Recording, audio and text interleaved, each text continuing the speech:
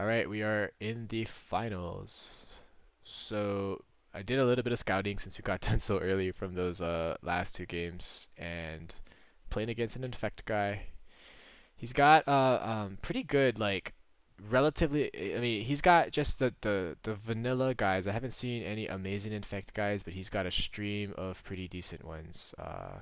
He has, at least I saw one Despair, at least one Plague Stinger, couple Black Cleave Goblins. He's got a Blight Mamba. So we'll have to just see here. The Silk Claw is actually not a bad card right now. I can actually shut down Plague Stinger. Silk Claw plus Battle Gear puts him on a 4-turn clock after I get that down, so that's pretty helpful here.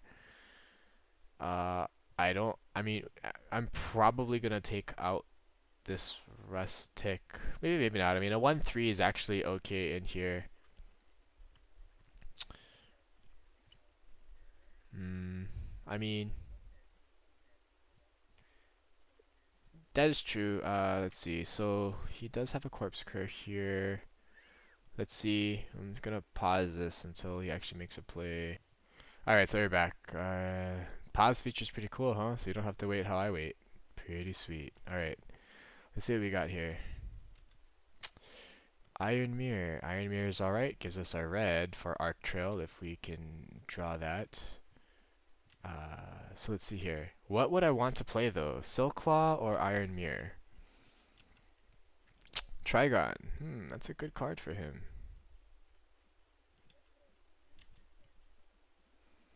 So let's see here. It depends on how fast of a clock I want to put him on. I can definitely see myself casting Iron Mirror here.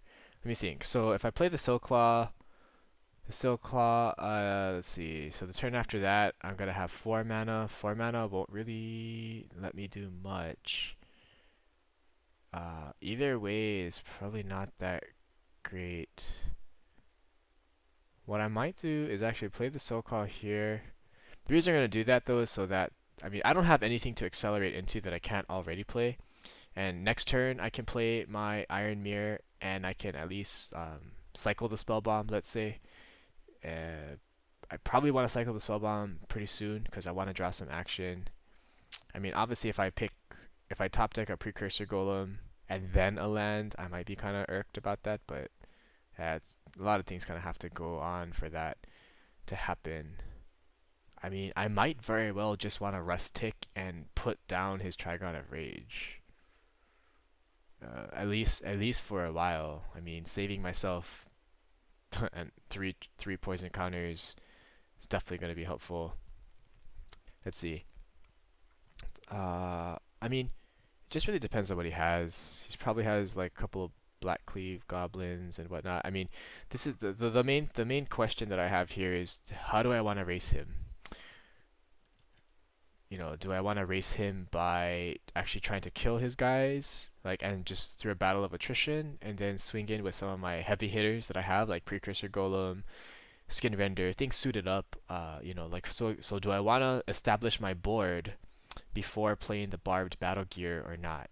Because next turn I could also just play Barbed Battle Gear. Turn after that I can equip it, but like I'm not expanding my board position at all. So I don't really like that play. That Despair is actually going to cause me trouble. It's actually really annoying. So let's see here. That island is good. It was a good draw for me. What do I want to do here? Uh, hmm. I'm definitely going to end up trading my Soul Claw. I don't think I'm going to get a chance to use my Bar Battle Gear. Uh, I'm definitely going to play out the... Oof. Let's see, I could play out the Rustic. I could play out the Rustic so I can tap down his Trigon. But I mean, he's only got 3 charge counters on it. Of course, if I don't force him to use it, then he won't bother. But I think what I want to do here is I want to... Oh, misclick here. I actually want to pull out my mirror because I want to accelerate into my Sky-Ill School. So I'm going to do that next turn. So this turn, I'm going to go ahead and I'm going to cycle my Spell Bomb. And then I'm I'm going to chump block with it. I'm gonna have to chump block the Suspera this time around. That Trigon is really problematic. He's just gonna make me go through stuff. I mean, I just figure if I put my Sky Ill School down, then that'll help. Now, I guess it kind of depends here. Like, if he only has 3 mana. Assuming he has a land in his hand, he's going to drop the land. He can play a 2-drop and activate the Trigon. If he plays more than that, then that's okay. I guess so. The real question is if he doesn't play anything, he holds his mana back, he attacks, and I don't block. I'm pretty sure he's gonna just pay 2 mana to give me 5 poison counters and then pass the turn. That gives me one more chance to try to expand the board before he does anything. Whereas if I just chump the Suspera now, then I'm basically, so I don't know. Like this is actually kind of interesting because if I chump the Suspera now, he doesn't have to pump the Trigon at all because it's not gonna die. Whereas if I play the Sky Eel School next turn, if I take 5 poison counters and just leave back leave back a chump blocker plus my Sky Eel School. What I'm trying to figure out is if there's value in having this guy as a chump blocker the turn after next. And I'm not sure. I think it might be alright because Suspera is gonna die. I'm gonna be able to try it. I'm gonna be able to trade my Sky Ill School for it. I mean, Bard Battle Gear can make my Silclaw trade for it. Another, whatever he's got, I've got the Battle Gear for that. I will actually, that's an interesting play. Another option that I have right here is next turn I can play the Bard Battle Gear, I can equip the Bard Battle Gear on the Silclaw, and then I can chump his Suspera. Of course, then he gets to keep his Trigon of Rage. This is kind of interesting. I mean, is there a right play in this? Probably. Will I get it? I'm not sure. Because, let's see. Yes, I mean, I don't know what's gonna happen if I play my Sky Eel School. I'm definitely just gonna have to figure out what I draw. I mean, for example, if I end up cycling my Spell Bomb and I actually get a land for it, then the answer is pretty easy. But if not, I think what it really depends on is if I'm definitely gonna take the damage one time here. It's gonna put me at 5 poison counters, which is a lot, but then he won't be able to establish his board. Exactly. See, he didn't want to use it now because he's gonna play something. So that helps. That Tangle Angler will cause me some problems. So let's see. So I'm pretty sure what I'm gonna do here.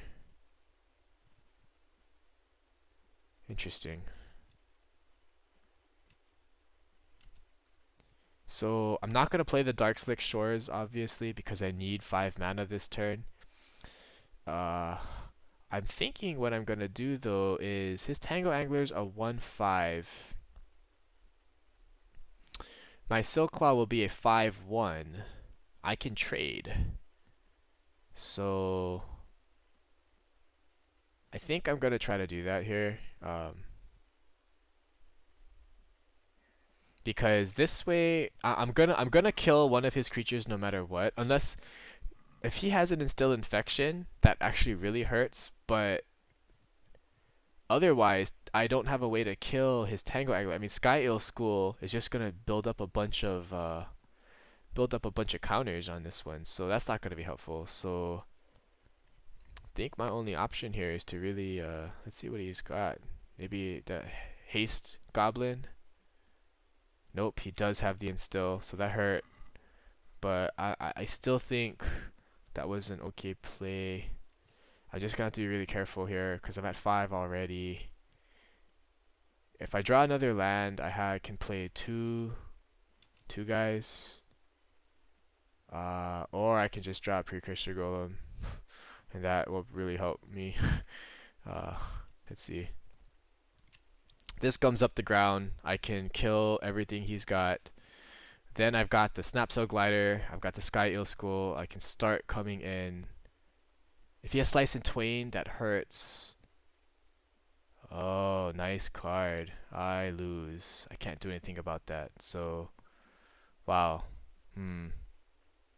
I s In a vacuum, let's see. In hindsight, obviously the Sky Eel School was the right play there, but I mean, can't do anything about that.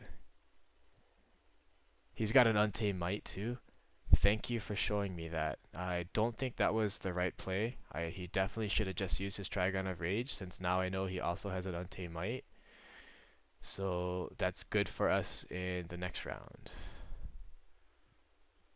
So sideboarding here. Let's see. I just I mean, what are my options here? I can try to put in a couple things to work around it, like the Sea Strider. The Necrotic Ooze just, it's not doing anything for me. I mean, a 4-3, I guess, can at least trade with more things. That Rest Tick also is not all that exciting. But, I mean, I just don't have enough islands to consistently play a blue-blue early enough. I can try to twerk things around, maybe add a couple more islands. I've got 1, 2, 3, 4, 5, 6, 7, 7 blue sources. But I have, so yeah, okay, I have a Silver Mirror. I mean, it just would suck to be stuck on. I mean, a Rest Tick is a 1-3. A 1-3 is not all that different from a 1-4, so let's try that.